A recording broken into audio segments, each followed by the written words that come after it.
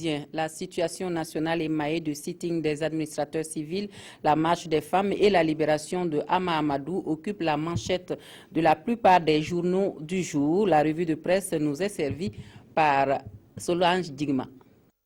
La situation nationale en point de grogne préoccupe les journaux du jour. Ainsi lit-on à la une de Aujourd'hui au Faso, grogne des agents de l'administration. Ceux-ci disent non à la politisation de l'administration, explique le pays. Pour les administrateurs civils, si après cette sortie, les autorités ne les écoutent pas, ils passeront à la vitesse supérieure avec toutes les conséquences que cela comportera, nous informe le quotidien. Pendant ce temps, les femmes des corps habillés appellent au secours à la une de DNF. Tout est parti de la mort en couche de l'épouse de Adama Pamtaba à Yalagdo, poursuit le journal. C'est la table d'accouchement qui a été mise en cause dans ce drame, précise le quotidien. L'Union des épouses des corps habillés demande donc que des enquêtes soient diligentées.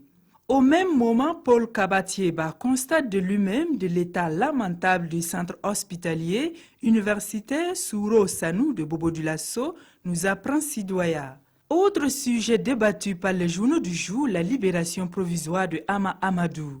Ainsi donc, on pouvait le libérer, s'étonne le soir, alors que les plus sceptiques finissent par se convaincre que l'incarcération de Hama Amadou avait pour seul objectif de l'écarter des joutes électorales, suggère le journal. Que va-t-il faire de cette liberté provisoire, s'interroge Aujourd'hui au Faso.